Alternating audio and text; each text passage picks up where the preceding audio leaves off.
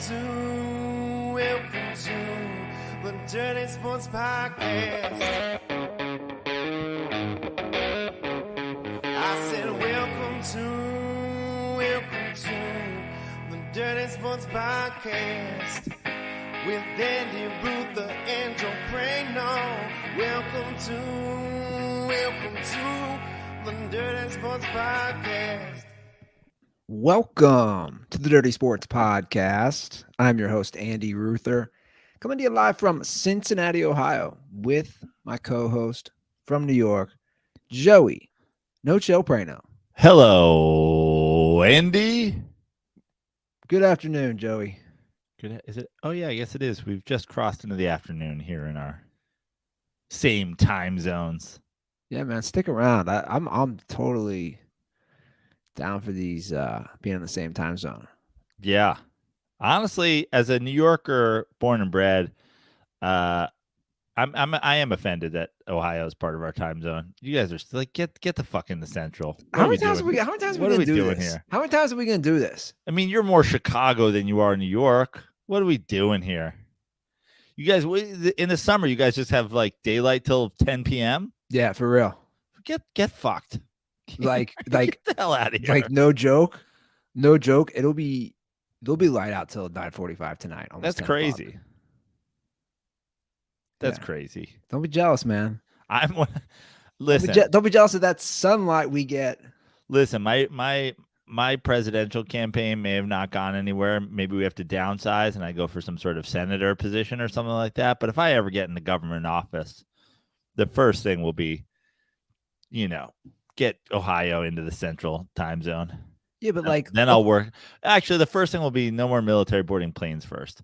But then weird Ohio move. in the central. So hold on. Nothing triggers me more than that. That's become my number one life trigger. I don't know. I'd argue that I have people promoting false. I have a top five. I have a top five. Swifties, fake NBA ratings narratives, military boarding the plane first, Cincinnati being in the Eastern time zone. So it's a wild array of things that are really triggering to me. Hold on a second though, real quick. So like we're talking just Cincinnati because like if you live in Cleveland. Oh no, seriously. Like, but how far is Cleveland from New York? Is what I'm saying. The same distance. Like it's not a whole lot closer than fucking Cincinnati is. I mean, is Cleveland real east of Cincinnati? Yeah, it's northeast, man. Yeah, but it's not way east. And we don't have to really go that south. Like, when you go out in that line, you're just kind of picking a couple highways.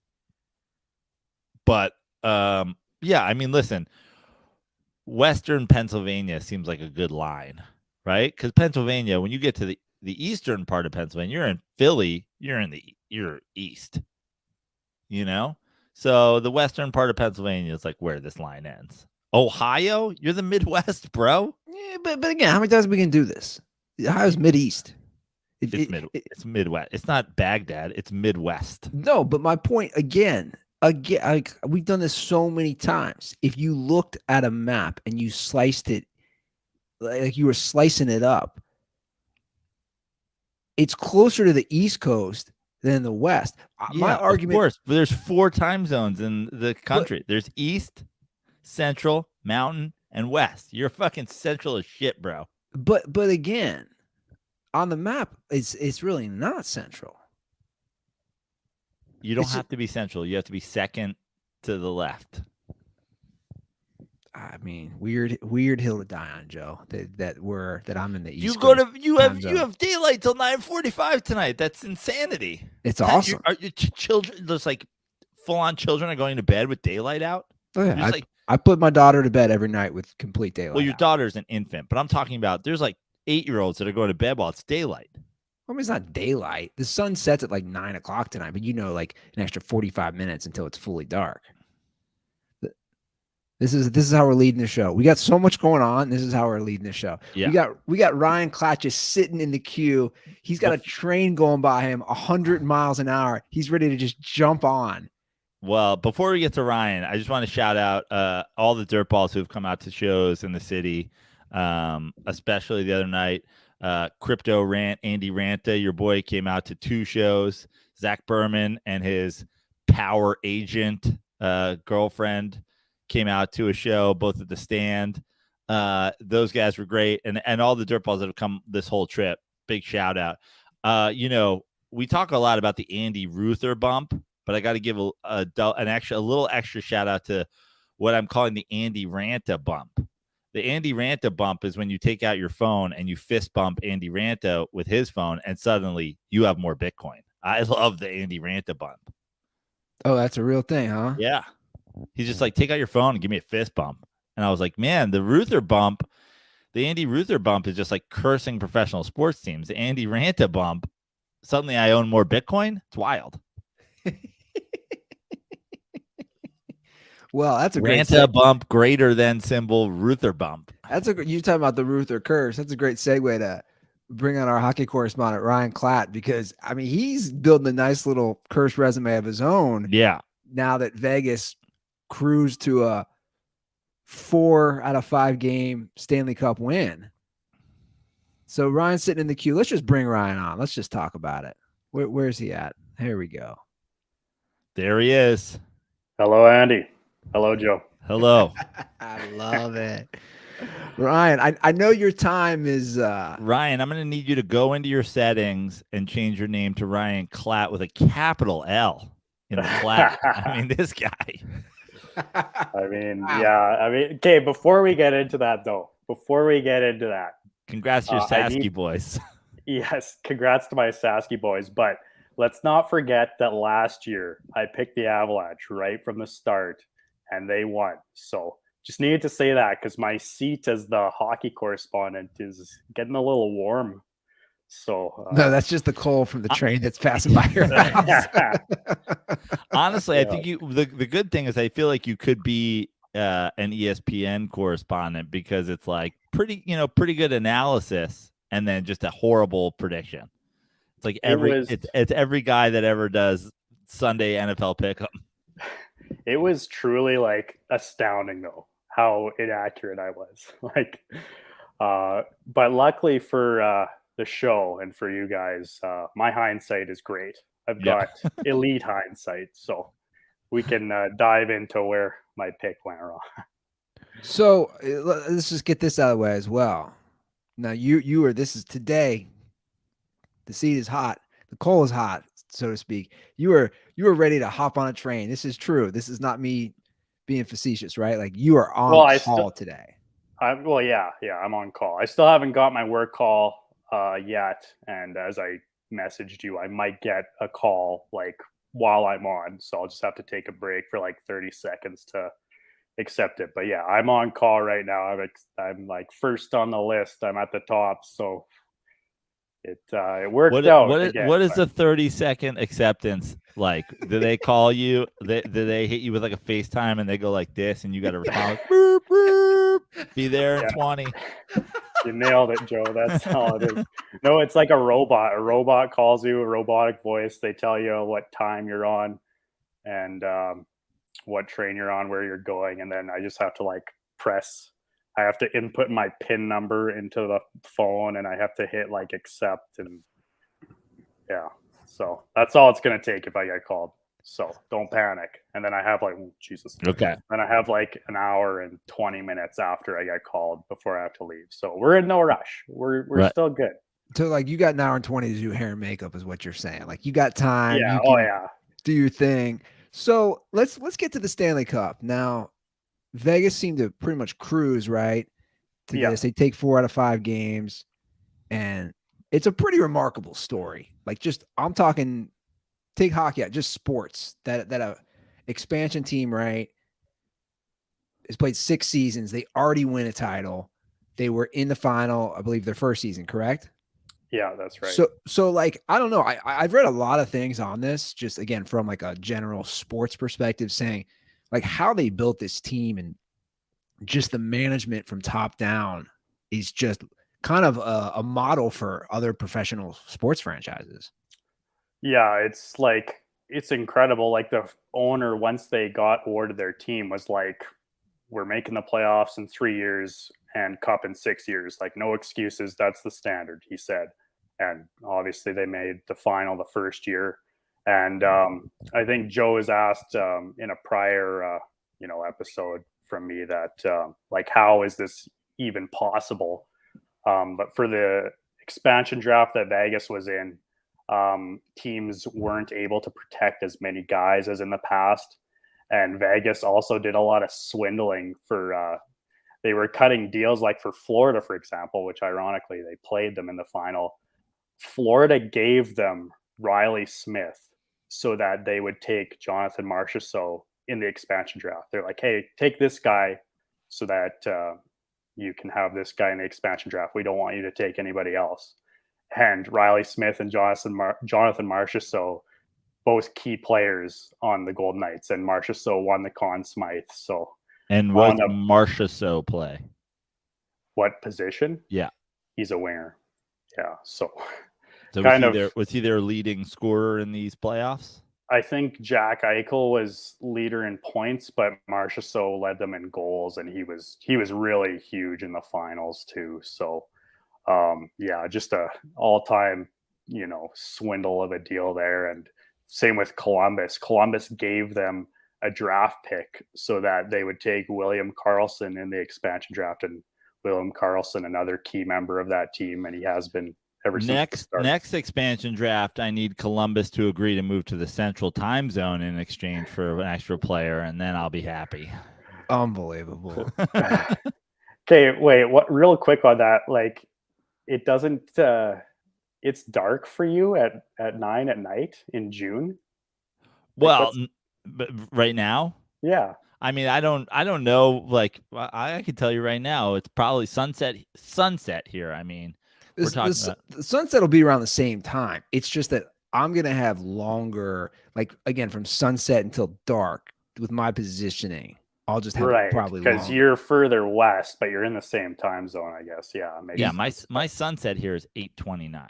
Okay, so never mind. So I'm incorrect. Yeah, like 10 p.m. here. It's still kind of late. Yeah. So I just thought that. Well, anyways, I don't even want to get fucking involved in whatever Canadian time zone system it is.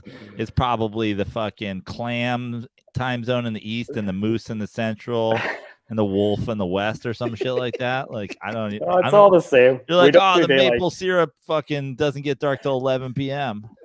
The fucking Yukon territory. Yeah. The sun never sets because it's fucking the North Pole. Yeah. Well, back to the Stanley Cup Final. Yeah. You have a franchise also that I was reading a lot on. Like the fan base is legit, and they've built. I was reading a good article on it saying you would think, like, you don't think hockey in Vegas, of course, but they were saying. The interesting thing, and as someone who lived in Las Vegas for 2 years, I know this. It's such a it's a transplant town, just kind of like how LA is. So you have people from all over, and they were saying, like, everybody embraced them because you don't think hockey in the desert, but then you have just as many people from hockey towns who live there. And the fact that they weren't a relocated team, right? They were a starter team, and that, like, everybody, and they were the first one. And that it's kind of transformed the city. And they're like, dude, they literally are the reason Oakland and now the A's, like, they set everything off. Yeah, like, looking back, it's kind of like a no-brainer. Like, how is there not a pro team in Vegas? And well, forever, obviously, in pro sports, the fear was being anywhere around legal gambling was sort of a nightmare. And, oh, my God, all the players will be throwing games, whatever. And then, of course, like, basically 4 or 5, 6 years ago, they were like, can we bring a hockey team to Vegas and just call them the Las Vegas FanDuels? And they're like, okay, that's a little too far. Maybe pick something a little, like, how about the Blackjacks? And they're like, still a little on brand. Golden Knights. Perfect.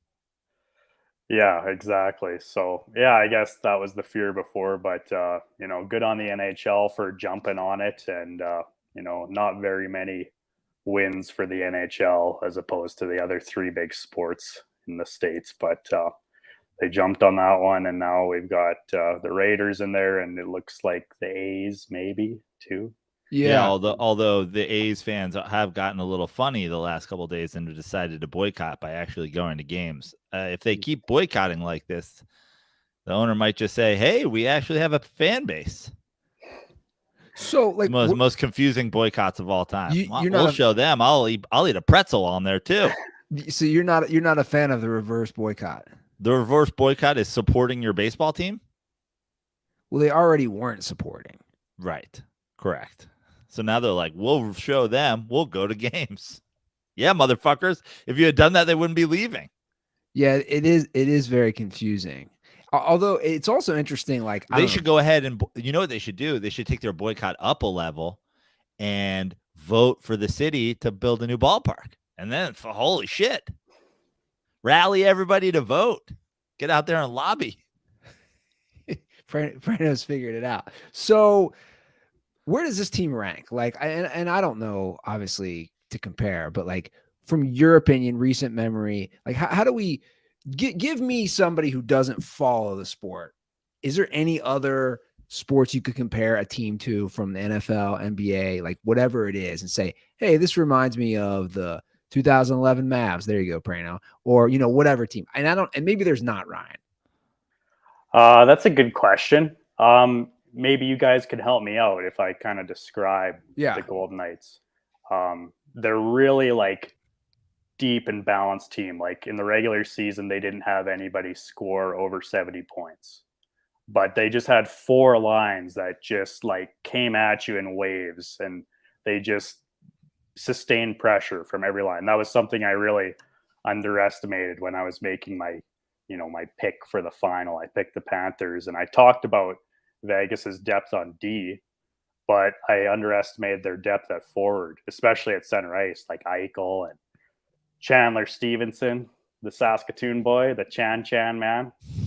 Could he be any more of a stud? Sasky boy. Did no catch the Friends reference? I got your Chandler Bing reference. Yeah. I didn't watch Friends. Sorry, I missed it. Yeah. Well, Shabelli has no fucking clue what I'm talking about either. So. Yeah. So Shabelli doesn't watch hockey anymore because he realized the puck's black. Oh, Jesus. Yeah. Okay. So just a super deep, balanced team. No massive superstar. I mean, Jack Eichel is certainly a very good player. A lot of good players, but no superstars. So maybe the 2011 Mavs. Well, I love how I tossed that out there. Well, I mean, you have Dirk, but Dirk is a superstar. Yeah. I don't know if there's a direct, parallel in another sport. Maybe baseball. You could think of one, like the Nationals, maybe, or the, something like that from a few years ago. What's interesting is the Prano's working with a mic issue. I can see. What's interesting is they were the best team in the Western Conference, right? So it's not like this isn't a surprise, right? Like they had the best record, correct? In the Western Conference. They did. Kind of quietly the best record. Like I've talked about before, everyone was kind of eyeing up the Oilers and the Avalanche as being the teams to beat in the West. But Vegas, just quietly won the West. And I mean, playoff listen, run. It's kind of maybe it's too easy a comparison, and obviously there is not a, you've been naming a bunch of players. It's not like they have the Connor McDavid or the whatever, but I'm trying to rack my brain based on the description, and honestly, this year's Nuggets team, I mean, the quietest 1 seed in the West, kind of rolled through. A lot of big, they faced a lot of the Kevin Durant's in this round and the LeBron James in this round, and they just deeper and better and just kind of rolled through and did it with ease, and 5 games done in the finals. Yeah, that's not bad. I mean, Jokic is arguably the best player in the league. Sure. So there's that. But yeah, you're right. Deep team, and just totally went about their business. They had like almost a stress-free run to the finals. Like the Oilers probably gave them their best series. Like that series was tied 2-2, and the Oilers actually heavily outshot them in game 5 Almost and game 6. kind of the Nuggets Sun series with Connor McDavid, Kevin Durant, the Devin Booker situation. Yeah, exactly. And I've said it before, in hockey, your best players are only playing 20 to 25 minutes. So if you've got the depth, you can overcome not having the best player, the second best player in the series. Like, McDavid and Draisaitl were definitely the 2 best players in that series. And in this series against the Panthers had the 2 best weapons in Tkachuk and Barkov. But, with the depth of Vegas, like, they just smothered them, especially that game 5. Tkachuk and Barkov sounds like the names hipsters would give their matching Maltese. They'd be like, "Oh, it's Tkachuk and Barkov. We're taking them to the park today." You just come up with these off the seat of your pants, like this. Yeah, man. It's the name of the game. It's the biz I'm in. That's a great phrase. The seat of your pants, too. Yeah. Not off the top of your head. The seat of Yeah. your pants. Everything about you is so fucking Canadian, man. It's like if I pictured a Canadian, it's you. Well, that's a compliment. Like, well, thanks. Yeah, that means a lot. Yeah, I can say about properly. The about thing, that's very Eastern Canada. The Eastern Canada accent is more, prevalent in pop culture. Oh yeah, well, one of my now best. we have to get to the most important Canadian portion of this Stanley Cup Final recap. The cup making its way to your area with the Sasky boys. That's right. Is this something that now in the age of social media that like a schedule is released? Will you know when that thing is headed your way? They'll let us know. Yeah. There's going to be an event posted, I'm sure. So Chandler Stevenson. Some guy will just go out and blow into a old horn. Some fucking 24 hours. The cup will be arriving in Saskatoon. Yeah. Everybody is off from the cedar mill or whatever the fuck. The cedar mill. The steam train won't be running that day as the whole town will roll out the brown maple carpet. Yeah. We'll meet by the tree at the West End. Yeah. Oh shit. But yeah, so Chandler Stevenson will bring the cup to Saskatoon for a day. And then Braden McNabb is from Davidson, which is a town about like 45 minutes to an hour away from Saskatoon. So they'll bring it there. So there's going to be a couple days in Saskatchewan for the cup. I think the last, I looked this up before. No, I think it was like the last 8 or 9 years consecutive, there's been at least one member of the cup winning team from Saskatchewan. So that's the X factor. And I love, the great thing is they close out the series in Vegas, and the cup has its first nights out in Vegas. So I think this will be the first time that the cup has visited Saskatoon after being inside a stripper. So that's a win. Yeah, well, absolutely, that's true. Yeah. So how does it? I never understand how this works.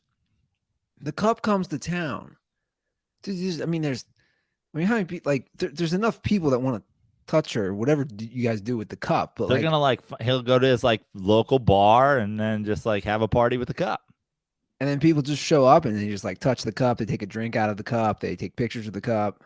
Yeah, like when Sheldon Brookbank brought it to Lanigan back in 2013. Like we had it all set up in the curling rinks, and during the day, there was just a massive. Talk about the most Canadian sentence of all time. When Sheldon Brookbank brought it to Langdon, took it to the whole curling Lanigan.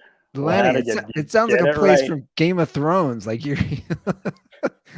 What kind of does, yeah. You're basically speaking Mandarin to me. The curling ring. What are you talking about? What is that? Well, you know what curling is. Yeah, but there's just a local curling.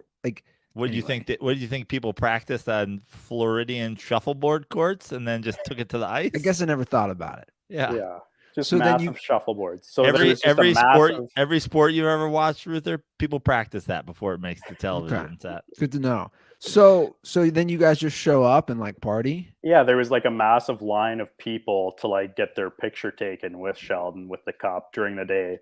And then, yeah, later that night, once all the kids were in bed, it was just like a full on party, and they were dumping beer into the cup, and everyone was going up and drinking out of it, including myself. So That's awesome. Again, there's no cooler, like nothing. I saw somebody post something about the NHL versus, like, let's say the NFL, and somebody was like, all the players get the cup first, and then the coaches, and then the owner. Is that true? It was basically saying the owner, you see the Lombardi like goes right to the owner. Mm-hmm.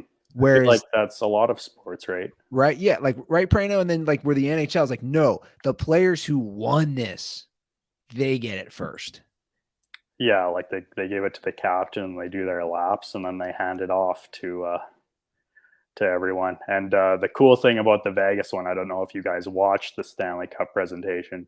So after the captain, Mark Stone, had the cup, he passed it off to all the original members of the Knights that have been on the team since 2017. So, the olden Knights, if you will. Yeah, they called them the Misfits, the original Misfits. I mean, honestly, guys, if you need a marketing director, the olden Knights is a way better name than the Misfits. Yeah, gosh, geez, they should have talked to you. But yeah, there's 6 guys, or the Golden Girls, just like the older gang. Yeah, because they're old too. Everybody picks a B. Arthur. Everybody picks a name. I'm Blanche. You're like, okay, because I'm the slut. Remember on Golden Girls, there was just a 75-year-old whore. So it's such a weird it was just a weird premise for a show. I know. Why? Like, who is she banging? We got one. The Golden Girls were weird. The oldest one was actually the youngest one, and she was playing she was basically playing Martin Scorsese's mother. And then you had the special needs one. Then you had the whore, and then you had like the girl who was transitioning. It was a wild show, really. Who loves the Golden Girls is gay dudes. Oh yeah, gay dudes. Because people always say that every group of girls is one of the girls from Sex and the City, but it's really they're all, the original thing is every girl group is a Golden Girls. Like, you're either the dumb one or the whore or the old mom or B. Arthur. Ryan, do you even know what the hell we're talking about? Like, I'm aware of Golden Girls, obviously, but I've never watched a second. How many original Knights members are there? 6, I believe. Yeah, there was. Yeah, so they got the cup first. They got probably a couple Blanches in that crowd. For sure. So, like, what happens now? Like, how long does this cup tour go, and then when does that end? Oh, it'll go all summer. All summer. Up until the end of August, guys will be getting their days with the cups, because it's not just like the players, like all the coaches, maybe the trainers too get a day with it even. So, but they just bench press it. Yeah, they just spend the whole day throwing it at large tires. It really make my day if you could get that thing on a train. Maybe get some photos, vids. It all comes back to the train, doesn't it? We certainly post it on the trains only site. We certainly need an immediate. We need to be tagged in any and all pictures of you at the cup. Oh yeah, for sure. If I make it out to one of these Stanley Cup parties, I'll be sure to do that. If you can get some Miller Lite in the cup too, that'd be great for the show.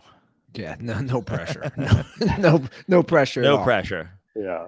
So let's wrap it up here. Like any closing thoughts on the cup, on the playoffs, on Vegas, Florida? I mean, I know it's a way early look, sneak peek ahead into perhaps the maybe 2024 season. Perhaps maybe you could. I know it's hard to pick a winner next year. Maybe you could just pick one team that you think absolutely won't win, so I could bet on them immediately.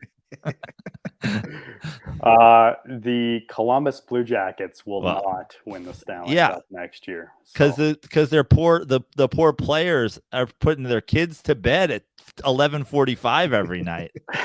How do they get some sleep? Unbelievable. Yeah, so Blue Jackets aren't winning it. And then any closing thoughts on the cup? I mean, in hindsight, when I was making my picks in hindsight. I thought Bobrovsky could play up to the level that he was playing at. In hindsight, that was kind of unrealistic. He wasn't as good, especially in Game 5. He got absolutely rocked. And tons of injuries on Florida. Like Kachuk didn't even play Game 5. He played with a broken sternum in Game 4. And like Ekblad had a broken foot and like a torn oblique. Like these guys they just play through so many injuries, and it always comes out after the fact of what guys were dealing with, and it's just like it's sickening. Sounds like an excuse to me. Every the old heads would LeBron hater. Yeah, the old heads are all over it. Well, back in my day, we played through. Back in my day, Gordie Howe was dead for 6 years and kept playing. Yeah. Oh, one quick story though. A witch would just blow into his mouth every game and fill him with the souls of other dead hockey players, and he'd get out there and he'd play because he didn't care. It was all about the team. That's right. Bobby Baughan, Lanigan, Saskatchewan native. He scored a game-winning goal in the Stanley Cup Final with a broken ankle. Wow. Back in like the 50s or the 60s or something. That's amazing. So yeah, I think it was a Game 6 overtime winning goal or something. So, well, Ryan, I've enjoyed this, and I mean, you might have to just come on full time to be our train correspondent. Give me my little train fill. Yeah, your fill of trains. Well, if you need like a little bit of a train talk right now, like I have a bit of time, I kind of wanted to share one aspect of my job that I haven't before. Yeah, man, go for it. Talk. Okay, so one of the things that I can get called for is a yard shift. Just like an 8-hour shift. You're just like sorting cars in the yard. You're building other trains, whatever. But there's no engineer in these yard shifts. It's just me and another guy. And we're driving the train using like a box. Like you strap it onto your vest and you're just driving the train with like a remote control. Wow. Still like, a normal. Now what's powering that? Well, it's still powered by like the normal, like it's a normal locomotive, which is a massive, like, a diesel engine that powers a generator, and then the wheels move through electricity. But yeah, it's all given a signal through our boxes. So it's basically you're playing with a giant train set. Yeah. Like a remote control train. My nephew's in the other room just absolutely freaking out at the idea of this right now. Yeah. Remote control real trains. Yeah, so yeah, I thought Andy would eat that up for sure. Well, you can see my mind is just spinning. There's a lot of visuals going on right here. Oh yeah, like when we were training for it and they told us about this belt, they're called belt packs. I thought I was misunderstanding them. I was like, you don't mean like we're like fucking controlling the train like from the ground with a box? And they're like, yeah, like what's not to get? So here's the reason I think trains. I love trains. Like clearly, I just think that like, especially after living in Europe for a semester in college, it's like that's what I hate about the States is that we don't like. I don't want to be in a train going places. Not a car. Obviously you have subways in big cities, but I'm talking like I want to be able to hop in a train. If I want to go to like we talked about, like I'm 5 hours from Chicago. I want to be able to hop in a train and get there in 3 hours. Like, because it's also enjoyable, right? Like you ride a train, it's fun. Like you take. You mean like how every first world country besides us has a high-speed rail system? That's my point. I 100% agree with you. Yeah, like you ride the train from Los Angeles down to San Diego, and obviously it's not high speed, but that's a beautiful train ride. You're going along the ocean, and it's just very scenic. So if you can make that happen, I don't know what you got to do, Ryan, but like, can we get this high speed? Ryan, if you could single-handedly murder all the gas lobbyists in the United States of America that are actively spending trillions of dollars a year to make sure we don't have high-speed trains, that'd be great. In some sort of John Wick-like murder spree, that'd be great. Yeah, no problem. I can make it happen. Well, Ryan, as always, thanks for your time, man. And we'll for sure obviously bring you back. We got next season to look forward to. And then of course, we'll do maybe a little off season. I don't know when. When's the NFL? When's the NHL draft? The draft is on the 28th. Yeah. Of June. Of June, yeah. Wow. couple weeks here. And so. we've got an elite once in a lifetimer going to Chicago. Yeah. Chicago's taking Bedard. Look how much I learned from Ryan. I'm so proud. Yeah. Of this. And I just want to. Sorry, were you about to say something? No, go ahead. I need to say thank you because I feel like having me on, it's more of a service to me as a fan than the other way around. And like, this is what my 5th time on, I think. And I still can't like fucking believe that I'm on here. Like, you let some guy from Lanigan, Saskatchewan onto the Dirty Sports podcast. Like, we used to allow a drunk from a wine bar bathroom and a junior MAGA kid from New Jersey. So that's true. You know, it wasn't a high bar to jump over. Yeah, that's right. Like the spot kind of opened up for the taking when one kid got sent to rehab and the other got arrested for storming the Capitol on January 6th. So you just kind of slid right in there. Slid right in, yeah. You're basically Maverick and Goose, and they were both Cougar. Right. Well, Ryan, look, man, we do appreciate it, and we'll be in touch. And send me some pics of that train, man, when you get on. For sure, yeah. Well, yeah, throw out the Klatt signal if you need me again. Absolutely. We will, for sure. Good work, Ryan. Really, I enjoyed your appearances, and it was super fun to learn some hockey this year. No problem. Your mic died. Well, thanks, Ryan. We'll get that figured out. But yeah, man, have a great rest of your day, and we'll be in touch. All right, man? All right. Take care, guys. See you next time. Good, bud. All right, Brandon's figured his mic situation out. It's a little. I'm having major mic problems today. A little loosey goosey. You're back though. I'm back, but absolutely no. Well, now I lost you. I don't know what's going on, but I always enjoy having Ryan on. That's I am learning a lot. And also, again, love me some Canadians. Great people. Absolutely no rhyme or reason to this. Okay, well, you get that figured out, and I think I got it sorted. Yeah, you're good. It seems like there's some sort of short. I keep getting like a poof, and then it just goes out on me. Yeah. Well, I did have my phone plugged into the USB. That's probably why. Here's what I think you should do. It's now been removed. Here's what I think you should do. I think you should crack Get open myself a Miller Lite. Well, yeah, because here's the thing. I think the Miller Lite will just improve the situation. It'll at least improve your mental mindset, and then you'll feel nice having the original light beer. And ultimately, it's a safe bet. You know what I mean? Because I can't off the top of my head. And Ryan was just talking about my seat of the pants abilities, but flying by the seat of my pants here, off the top of my head, I can't think of anything that isn't improved by Miller Lite. No.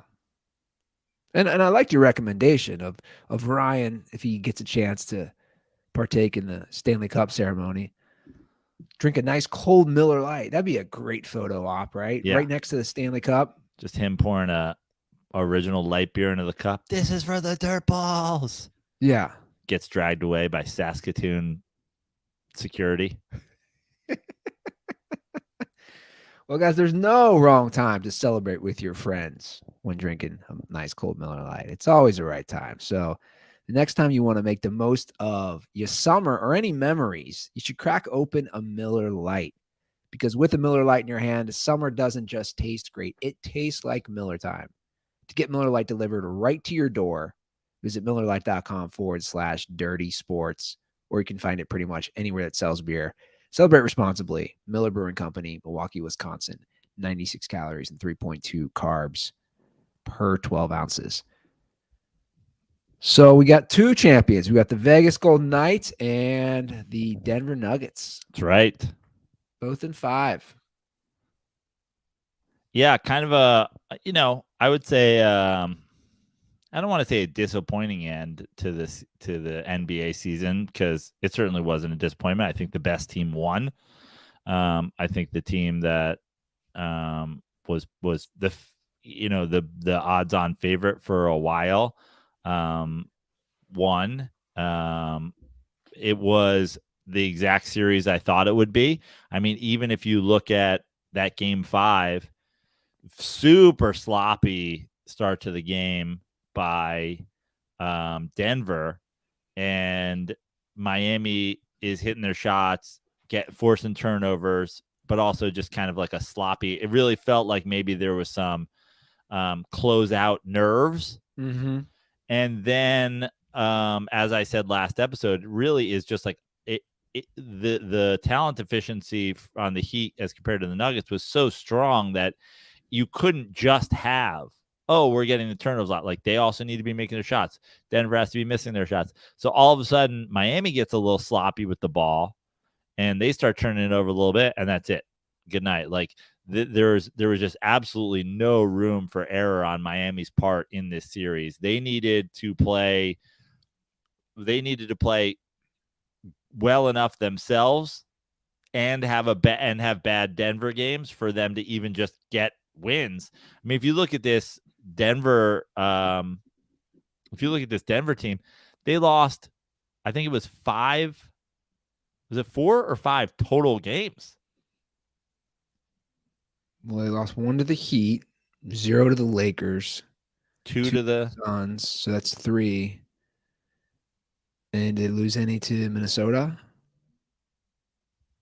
I don't think so. So they lost 3 or 4. That's it. Yeah.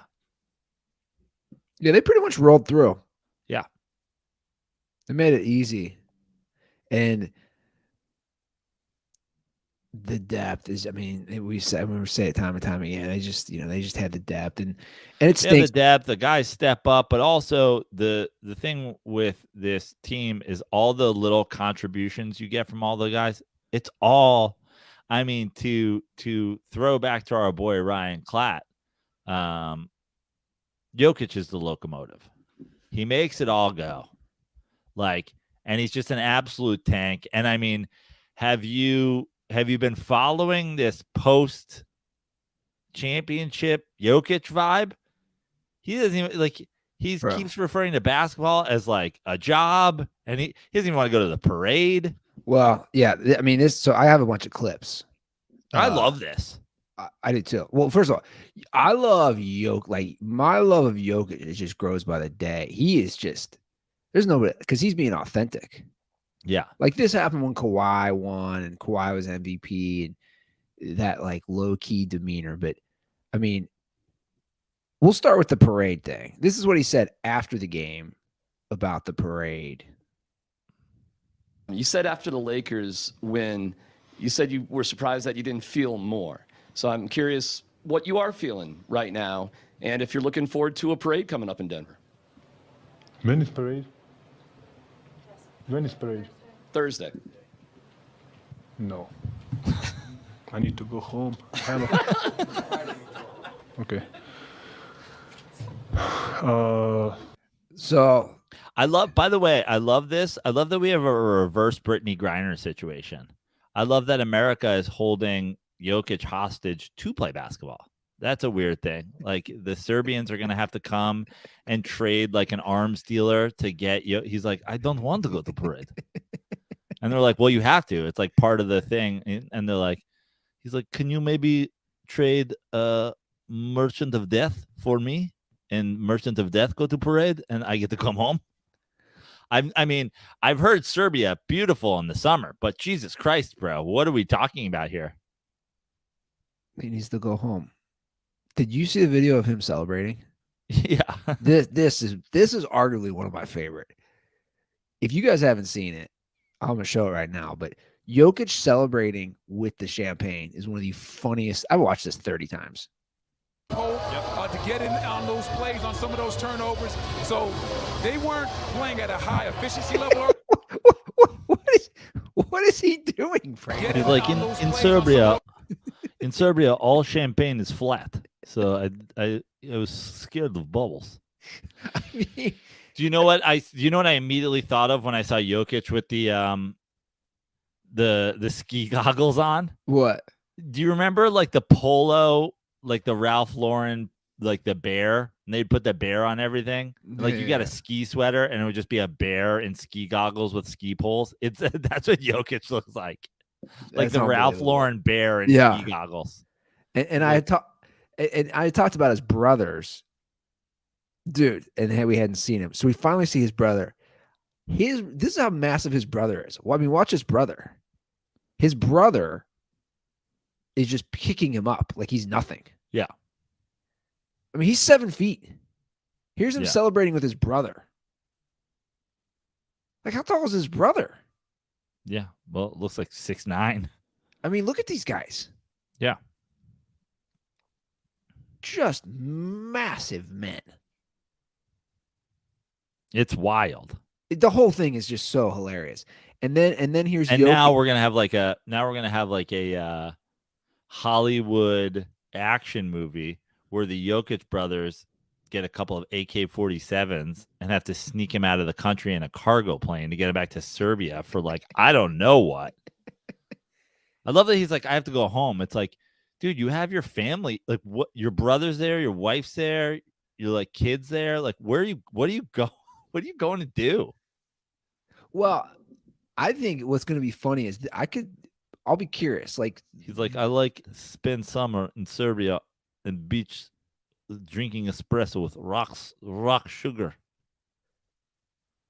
remember how Marshawn Lynch has now like turned into a thing Yeah. because of I'm only doing this because I have to. Yeah. What was his line? I'm They're only here making- so I don't get fined. So I'm only here so I don't get fined.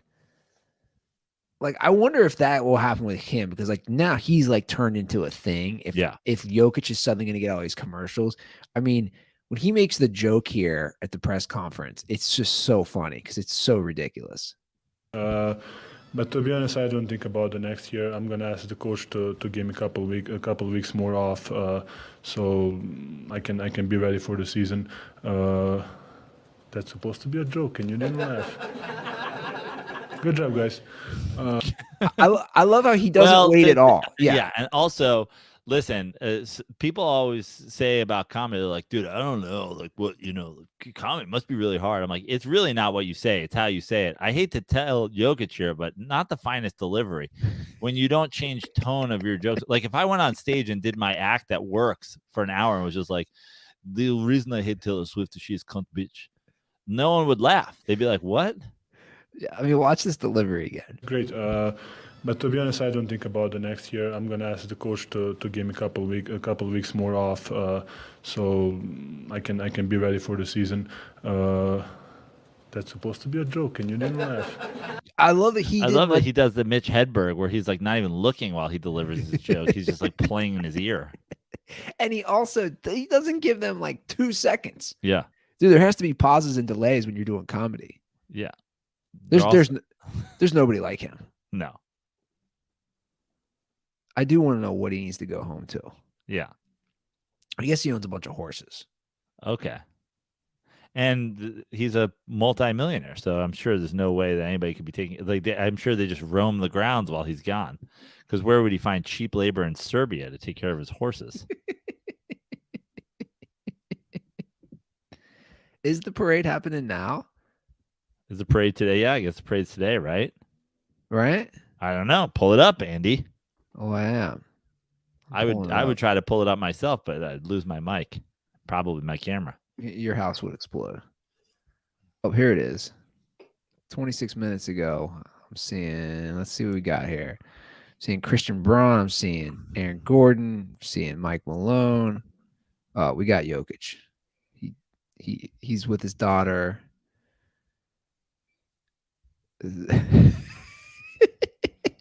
It's definitely not. I'll just pull it up. It's definitely not.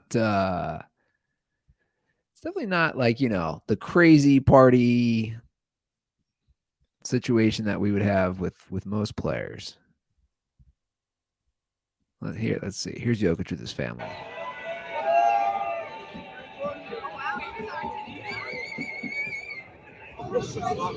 Really exciting, Joe.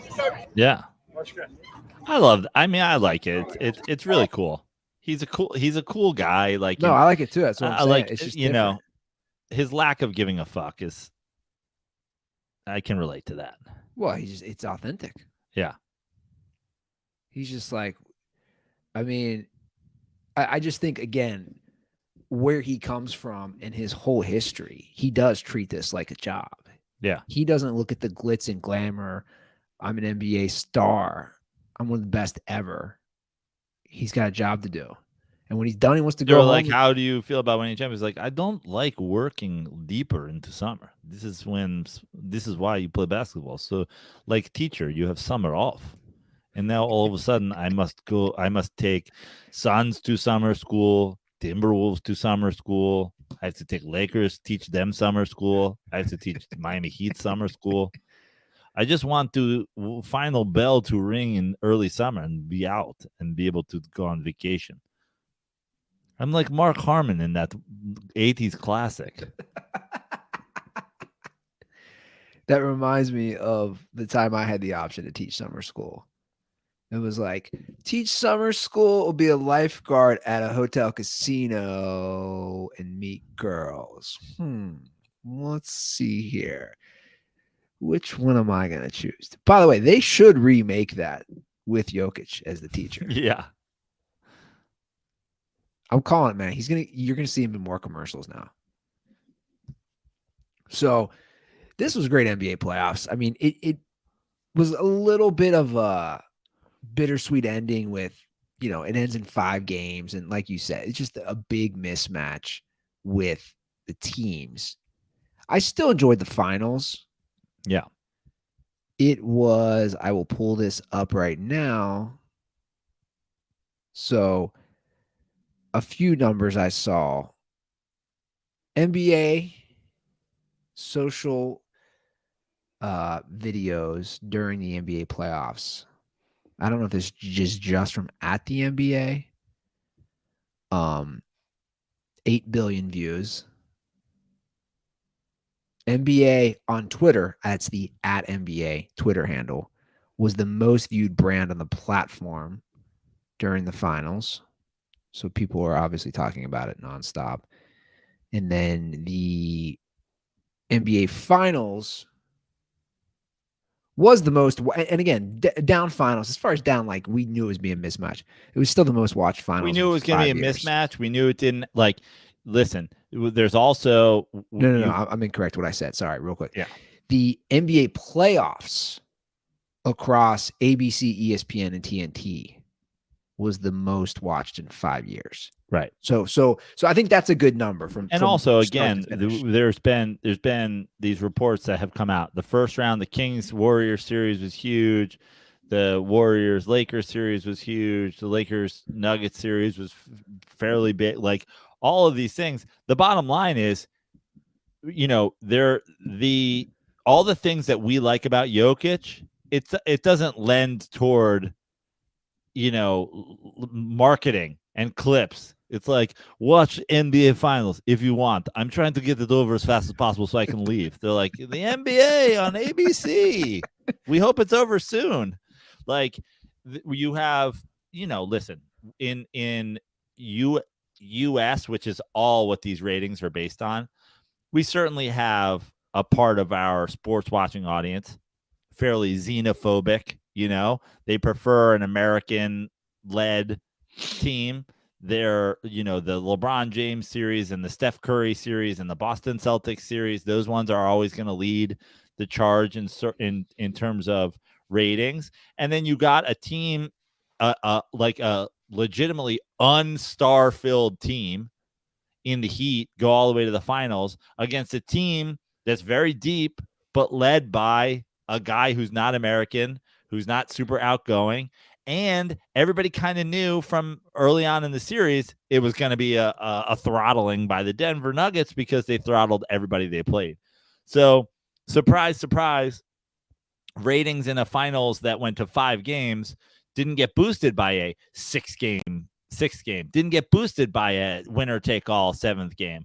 But the bottom line is, like I put on Twitter today, is, the idiots out there that are claiming, get woke, go broke. Like, is it the NBA Finals? Is that when the NBA is especially woke? The first round wasn't woke. The second round wasn't woke. I thought LeBron James was Mr. China. I thought he was the guy. I thought he's the reason you guys were all boycotting. But the Warriors-Lakers series is the highest conference semifinals in 27 years with the woke guy, with the guy who's super woke. Well, you know what's interesting too?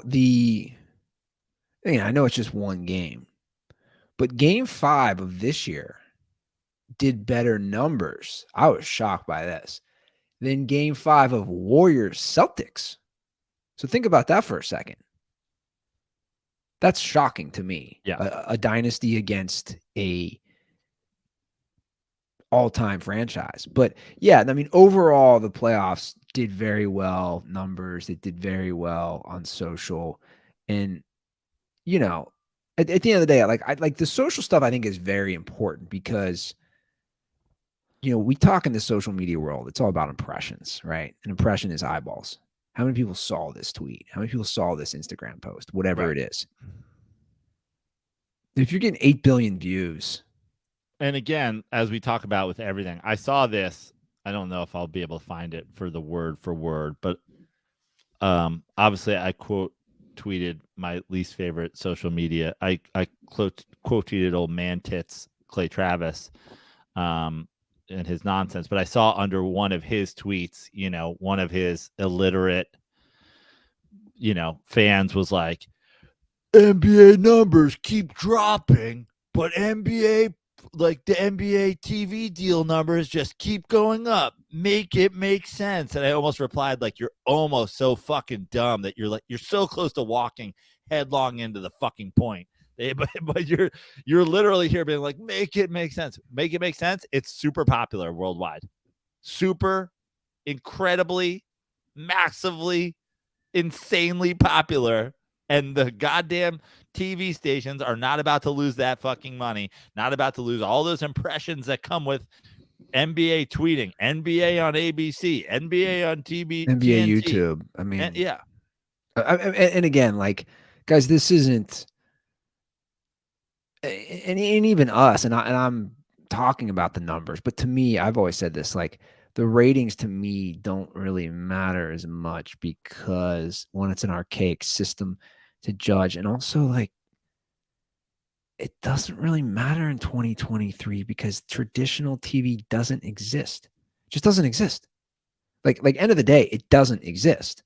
So from like a marketing or just a popularity perspective on any business, does it matter if somebody doesn't, like, I'll just say this. It doesn't really matter if somebody doesn't watch the game and then they watch highlights for 15 minutes on NBA YouTube. My point is, like, you're still getting that viewer. Now, the advertising dollars are obviously going to be a lot higher if they're watching it during TV than those advertising dollars on YouTube. But my point is, the median's changed now. You know, we talk about, and I'll talk about it in a minute because Jordan's, his flu game, in air quotes, sneakers sold for like 1.38 million in an auction. I'm bringing that up because I remember that game. I was 16 going on 17. I know where I was at watching that game, right? And it was on a traditional TV. 16-year-old Andy in 2023, it's completely different. I might be on social media watching it or high. My point is, like, the comparing of TV ratings in a 2023 sense versus like a 1998 is just stupid. Absolutely. That's all I'm saying. But yeah, they were a fun playoffs, and I think in the long term, you could argue, and actually, I don't think it's an argument. We say Jokic, he's not the most marketable guy, but from a global standpoint, a foreign non-American player, you could argue it actually does more to spread the game. Absolutely.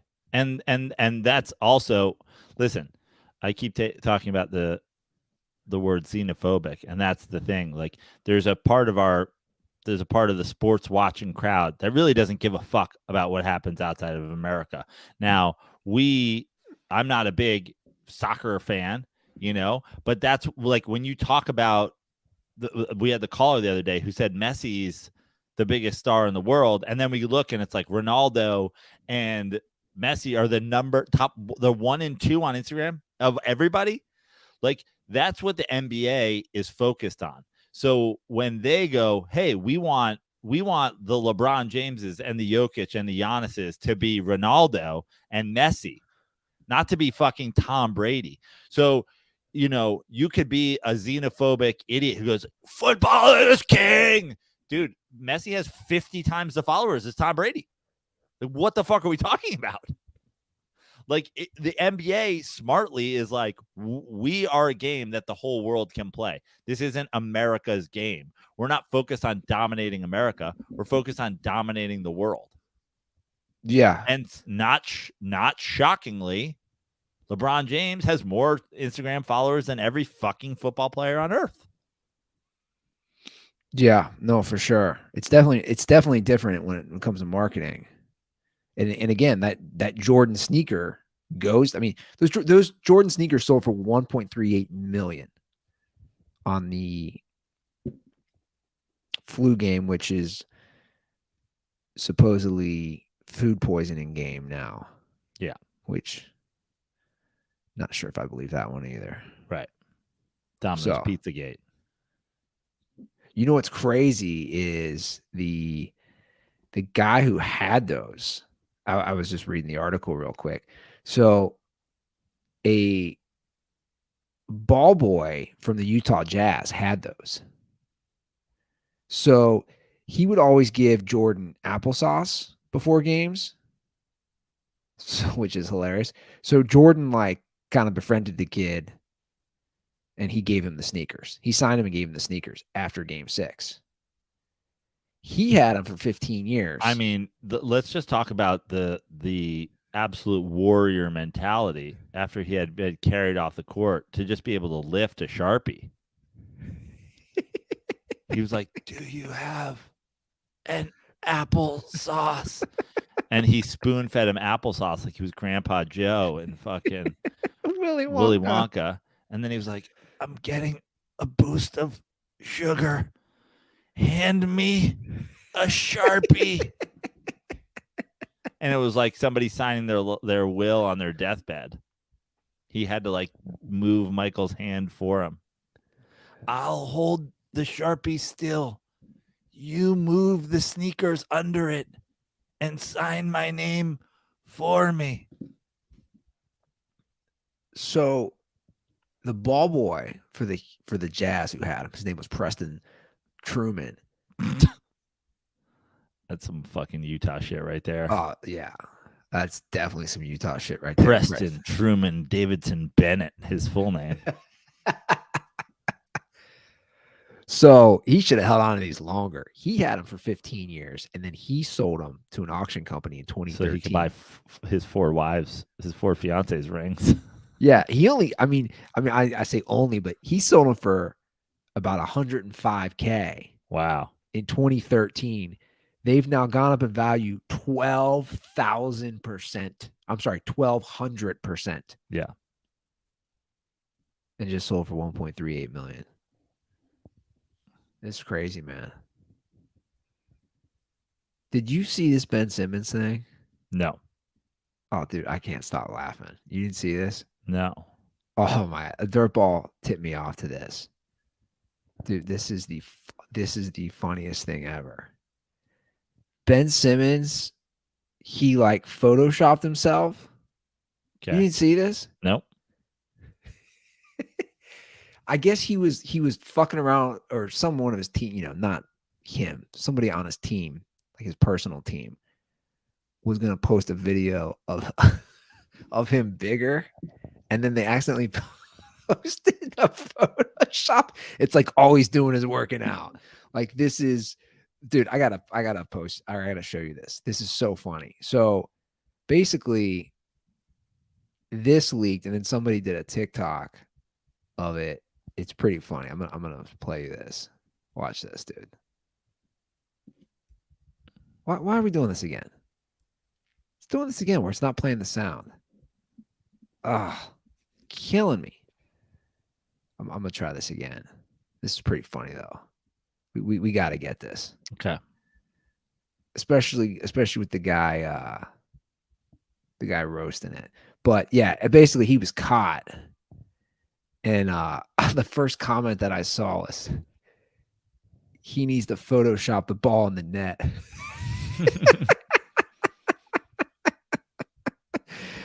Holy shit, man. Let me try to pull this up again. I don't know why it does this. It only does this with Instagram. All right, let's try this. Fucking A, dude. He's been posted everywhere because he's like, Oh, here it it's is. off season, posting his comeback physique. Here, the Daily Mail's covering it. And just a few hours ago, Ben Simmons posted. Oh, no. Dude, you didn't even see that, did you? No. I'm a mess with this. It's all right. You're like, it's not that important of a story. I mean, maybe it is. I don't really I can't follow it because I don't know what's happening. All I know is Ben Simmons. However, Ben forgot one. There we go. He forgot that in this carousel of images 3 days ago, he posted the unedited photo. What is the point of this? That's hilarious. Look. It's like big. I mean, that's the worst Photoshop ever, too. What did he do to his feet down here, though? Look at his calves just like morph out. Why you make your calves bigger, bro? All right, guys. Today we welcome somebody from the NBA. Ben Simmons, welcome to the show. Some of these I just don't fucking understand. This is Ben Simmons. He plays for the Nets. He's recently been posted everywhere because he's like, it's off season, posted his comeback physique. So Ben Simmons, former Kardashian boyfriend, stealing their strategies. Oh yeah. Yeah. Dude, have you seen pictures of them? He's Like, yo, Kim used to make her ass bigger. Can you make my calves bigger? Dude, Khloe Kardashian doesn't even look like, I don't even know who that is. Yeah. Now, is that Photoshop or just all work? Both. I mean, it's like you have a mental illness. Yeah. Like, and I don't say that lightly. Like, what is happening? That's literally what Ben Simmons is trying to do. Yep. I would guarantee that he fucking said that shit to some people. And they were like, well, they have like multi-billion-dollar fucking Photoshop fucking things. He's like, well, just like make me jacked. Honestly, it looks like, and I say this because I just saw him a couple times. It's like Dave Chappelle. Remember Dave Chappelle? Like Dave Chappelle only goes out in tank tops now. We get it, Dave. You work out. But didn't he get fat too? Dave? Is he fat again? Nah, he's just pretty jacked. Oh yeah, because I know he got jacked for a while, and then he had like the beer belly with. Yeah. Like, whatever. I think he was out. I think he's feeling his fitness when he's out in the tank tops, and when he's not feeling his fitness, he wears the painter's overalls, coveralls. He's feeling himself when he goes out in sleeveless shirts, and he's not feeling himself when he does specials in airborne parachuter bomber suits. Was he wearing a tank top the other night? Yeah. Yeah. See, a lot of you youngins don't know, like, Chappelle was real skinny. I mean, I'm not saying you went full carrot top, but you went full carrot top and just started working out. Like, normally you don't want to connect Chappelle and carrot top, but like, you both just got jacked. I always wonder who, like, when people decide that, like, I'm just going to get ripped and just work out, like, get prison strong. Like, in the prison, I get it. You got nothing to do. Right. You do 1,000 push-ups. I think what it tends to be is people that have, like, addictive personalities, and they just do that. They're just like, oh, that's going to be my thing. Do you think that'll be me at some point? Yeah, probably. It's like how you were just like, oh, I should run 60 miles a day. And I'm like, why? I was thinking about, you think I could do a half marathon pushing a stroller? Probably. 13 miles? I have no idea. I mean, like the baby would have to be old enough because, like, you got to change diapers and shit. Like, would you? Oh yeah, baby would cry. I mean, how long would it take you to run a half marathon? 2 hours? Well, I could do it like around under that without a stroller. That's what I'm saying. So with a stroller, we're talking 2.5 hours. Does your baby need a diaper change every 2 hours? She needs to change every 2 hours of daycare. No, probably like every 3. Yeah. So change that fucking diaper. Literally be like, listen, I'm gonna take off as soon as my baby shits. Once she has a fresh out, taking off. Yeah, man. My first Father's Day on Friday. I know. Wild. It's a big one. Friday? Sunday. Jesus. Fucking Ohio, dude. Sun goes down so goddamn late. You're 2 days ahead. We celebrate on Friday because the sun's already up in New York on Sunday then. Obviously, I was thinking a lot about my dad this week with it being Father's Day. And I was thinking of I was laughing thinking of just some memories when I was a kid with sports of I don't know, the thought of a parent doing this now, not that it's that big of a deal, but if the Reds were playing the Dodgers and it was in LA, so, West Coast time, 3-hour difference, and something crazy happened, dude, he'd just wake me up. And I remember just being out of it. I remember as a kid, I don't even know, probably hadn't thought about this since it happened because the Reds and Dodgers used to be in the same division, right? And they were big rivals. So Norm Charlton ran over, he got a hit or some shit, pitcher. He runs over Mike Scioscia and trucks him as the catcher, like a play at the plate. You never see that. It is pretty badass that a pitcher would run over the catcher. My dad was so turned. He woke me up at midnight. I'm 8, and he's like, "You got to see this." It's just and you're and you've got that weird fucking, you're a kid who's been dead asleep for hours. You wake up, it's still daylight. You don't know where you are. You're like, what day is it?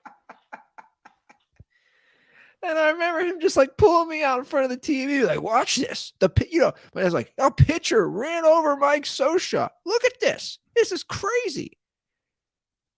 And then he's like, and I taped it too. He's like, you watch this tomorrow. I taped the game for you. You're half awake. You're like, Dad, I'm 8. What is happening here? I love that. I know that's actually a great. Meanwhile, memory. my household growing up was the reverse. My dad would come in to my bedroom and be like, "It's midnight. What are you doing?" I'm like, "It's the 7th inning. I got fucking give me another hour." He's like, "Go to bed. Why is the game on this late?" I'm like, "Oh, they're playing in San Francisco, Dad." The Mets have a worse record than the Reds, man.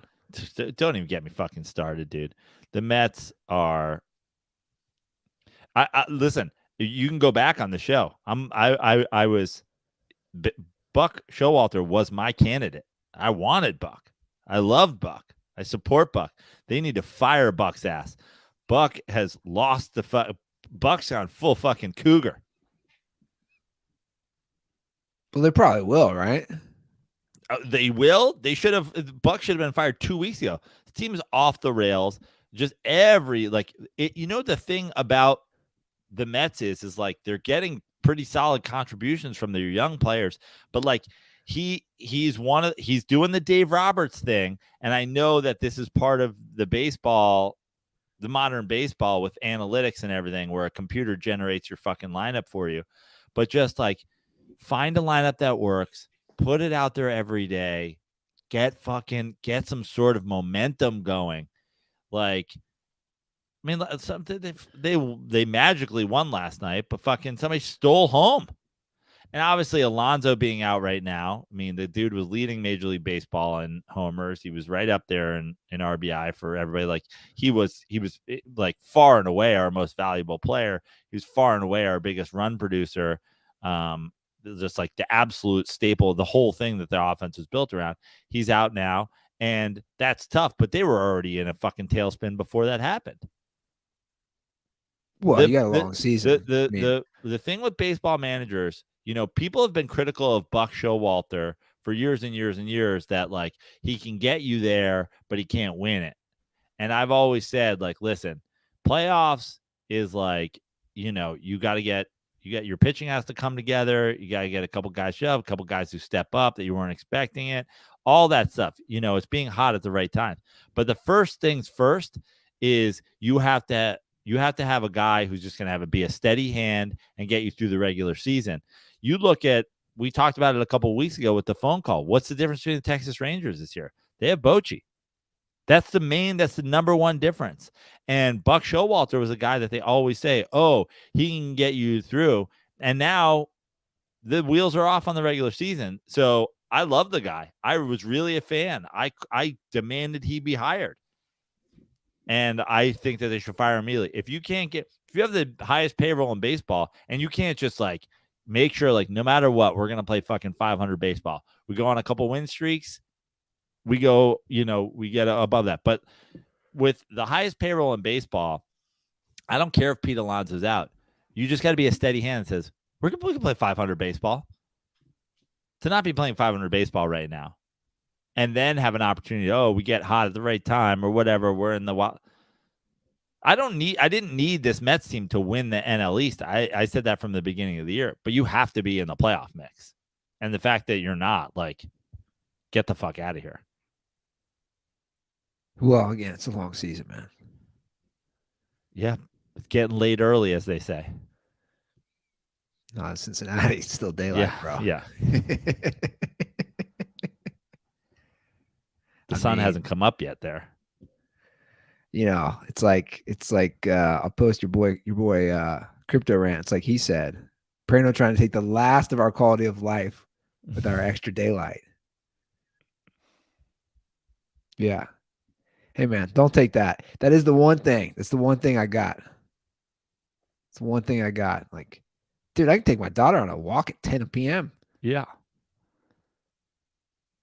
It's you great. may as well be living in fucking Saskatoon. I didn't really understand. How was it late where he's at too? Well, first of all, Canada in the summer, you know how planet Earth's on an angle, right? Yeah. The northern parts of the world. I never thought about that. Have longer daylight in the summer. True. So we got some good calls. Dude, we had one call. I just couldn't stop laughing. We had one call. I'm gonna play this one first. I shared it with a couple buddies because I could not stop laughing.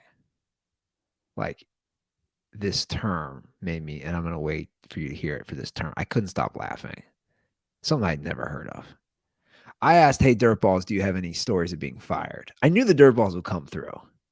Because, that's the most Dirtball thing ever. Yeah.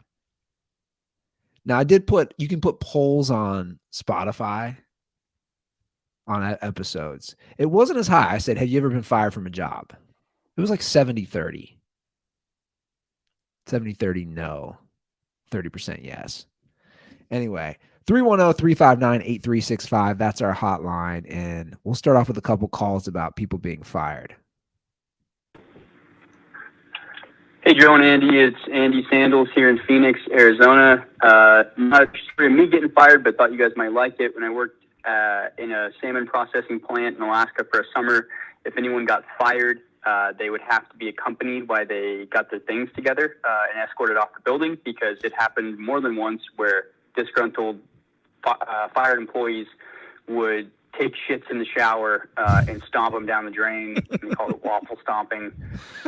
I'm just going to stop. Have you ever waffle stomping? First of all, no, I have never waffle stomped, but I have heard the term waffle stomping before. Where is he from?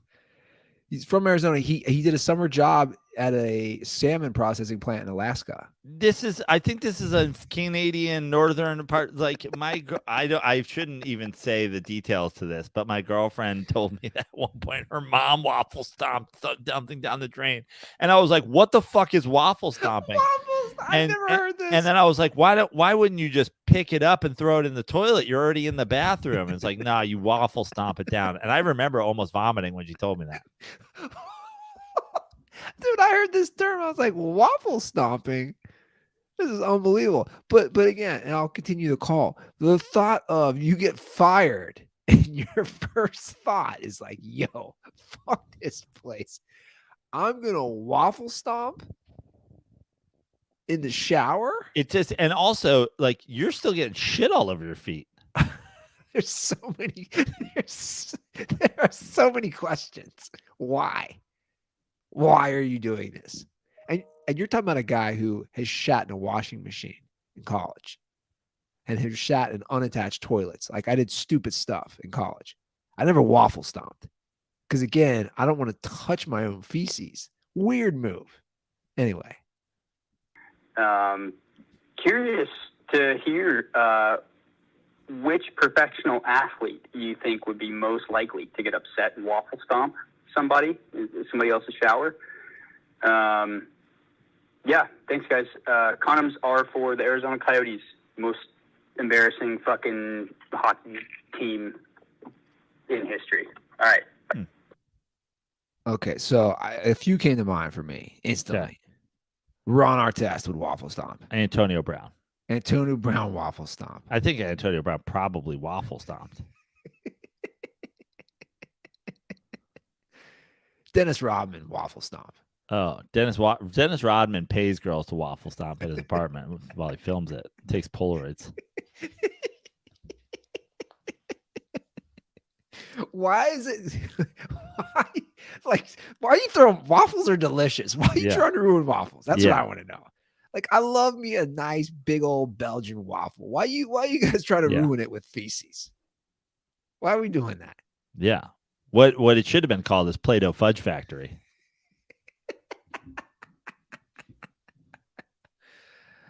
Those are good ones though, off the top. Dennis Rodman, Antonio Brown, Ron Artest, Richie Incognito.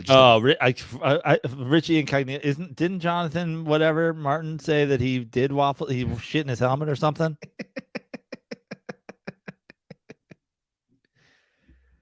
He's like, oh yeah, one time he waffle stomped shit through the ear holes in my helmet. Richie Incognito, easily number one. I would say he's far and away most likely athlete to waffle stomp. He tried to behead his grandmother with a samurai sword. Oh, his father. His dead father in the funeral home. Right. Tried to decapitate him. And then he came back to the NFL. This is always my favorite, definition of NFL story. He tried to decapitate. I love a guy. Let me tell you something about Richie Incognito. You know the kind of guy I want in the trenches is a guy who's not going to get out of the shower before taking a shit. Anybody can flush it down the toilet, but a grinder's going to stomp it down he's going to waffle stomp it down the shower drain. Oh, man. Oh, yeah. I think that we just created the Richie Incognito is the kind of guy that'll shit on a cheese grater and waffle stomp it through. You could put a little diced shit on your pasta. That guy. Tell him it's like going to an Olive Garden with Incognito. He'll be like, tell me when.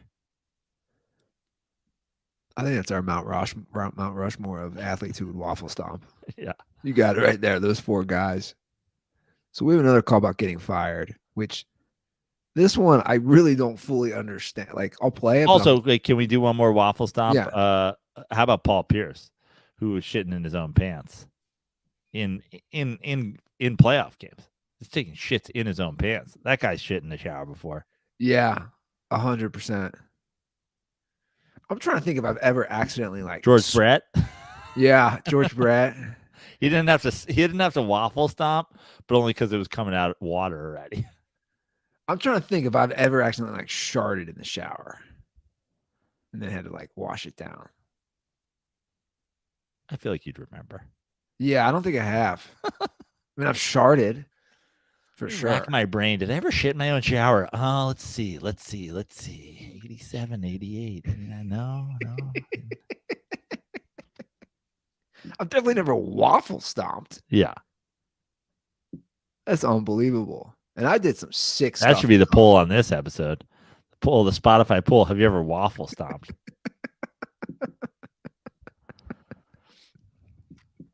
I love that you knew.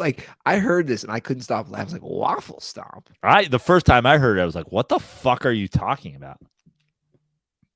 So here's another call about getting fired. And I have some things to say about this as well.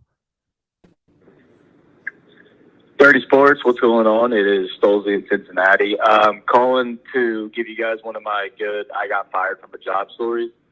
So, Ruther, you know where Northgate Mall is, I'm assuming, and you know that it's been absolutely dead for like the longest time. It's an absolute ghost town. The only thing that's in there is like a Burlington Coat Factory and a Foot Locker.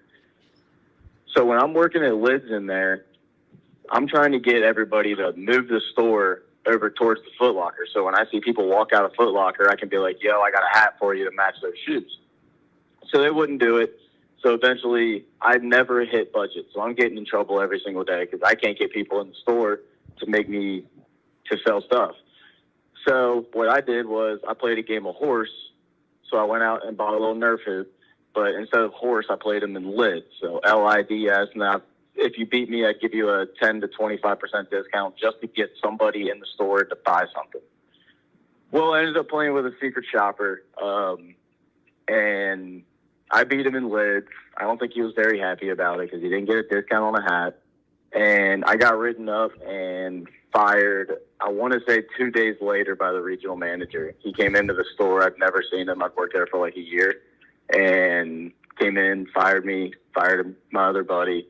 And turns out the entire store got hit for like $13,000 in like 6 months after we were gone. Sorry for the long call, but it took a little bit to explain it. Stay dirty, boys. So this is why I'm confused. What you're doing was good to get business. Why would he be fired? Like, that's why I'm confused by this. I don't know. He's giving away discounts. Discounts. Now, was at the end? Did he subtly tell us that he pulled a heist after he'd been fired? Was it? I couldn't. Was he like, oh, that was like me being like, and in unrelated news, my show at the stand is canceled.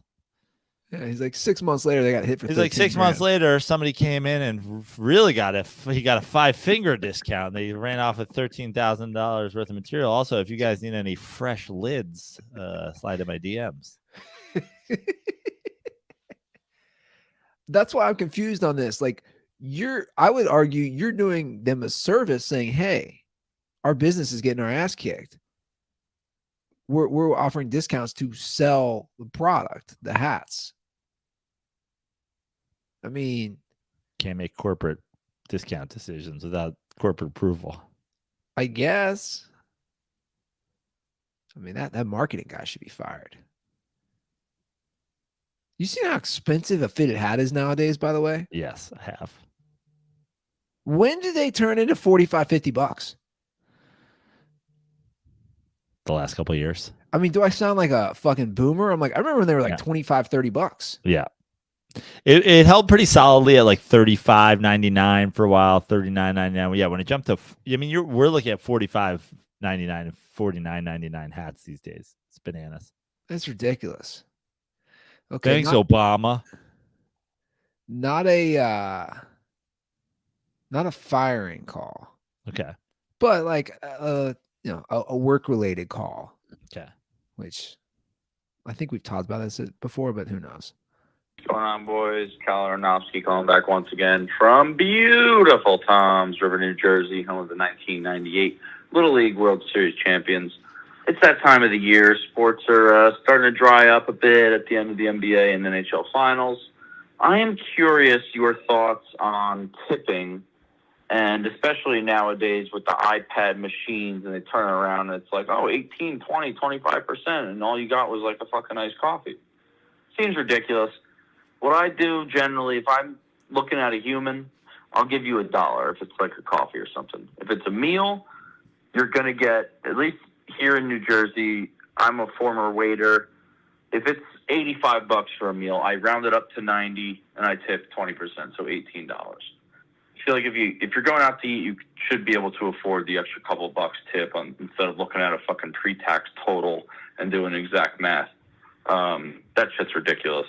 But also, at least here, like East Coast probably might agree, tipping can really get you places. If you tip people in a certain way, like at the Devils game, season ticket holder, we go to a certain bar, and we over-tip the bartenders, so they don't charge us nearly as much. So, like, we save $75, and they make an extra $50 on top of what their tip should be. So it's you know, both of us are making out well, and only the big man's getting fucked.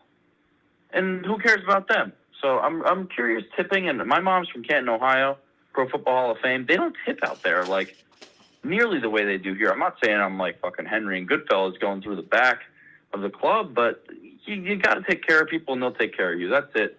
Fuck those iPad tipping. Tip people. That's it. So We've talked about this before. we have, and look, I've worked in, I'd say the majority of my adult life outside of this stuff has been tip related. You know, working in hotels, waiting tables, bartending, all that stuff, working in the spot, like all my shit, my livelihood was based on tipping. So I would consider myself a very generous tipper. I probably over tip based on my history. But it's gotten out of control. Right? Like it's to the point where like now I used to be guilted into certain tipping. Now I'm not. Like, I don't know why I should tip you if you made my burrito at Chipotle. Because I know you're making a decent hourly wage as a high school kid or college. Yeah. Like that used to not be a thing. For me, and it's pretty in line with what Kyle said, is like in those situations, in like a cashier situation, if I get a burrito or if I get a cup of coffee, or if I get, let's say I get 2 cups of coffee or I get, 2 burritos, whatever. Generally what I'll do, they'll flip the thing around and I'll do custom tip, and I'll do $1 for a cup of coffee or $2 for a cup of coffee or $2 for a burrito. If the thing flips around and my price is like, I like it when they do, like, there's a coffee shop that I used to go to and they would do $1, $2, $3 is the presets, as opposed to, there was another coffee shop I used to go to, it was 20, 25, 30. And I was like, bro, you got to go 15, 20, 25.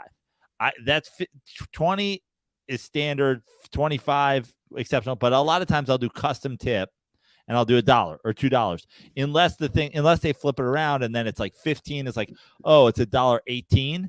I'll be like, fine, you can have your 18 extra cents. It's worth the 18 cents to me not to have to go custom tip and then type it in. I'll just give you the $1.18. Bars, I tip per drink.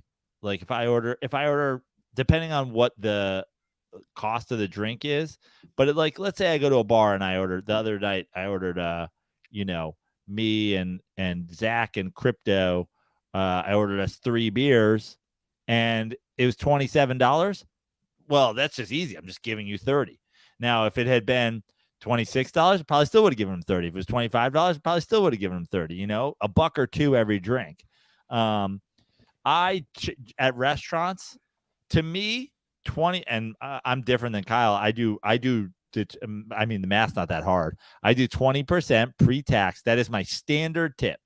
That's if you're neither good nor bad, you're getting 20%, whatever. Because I know that sometimes, okay, maybe the service wasn't impeccable, but it's like, yeah, well, it's a hard fucking job. Not every fucking service can be impeccable. If service is impeccable, I will do the 20% pre-tax, and then maybe I'll round it up to the next highest value, or I'll go 25% pre-tax. And then honestly, I don't really go down to 15% that much unless I just feel like you were incompetent. And then you still get 15% because I'm like, sometimes you got to be aware of like what's going on in people's lives. Like maybe they're having a shitty day, but I feel like 15% used to be the standard. So I'm certainly not sending a message by only tipping somebody 15%, but I also am not going to, if you give me less than standard quality, I'm going to give you less than standard tip for me. And also, like, I think anybody who's never worked in a service, like I always joke that everybody should have to work a service job at some point. Yeah.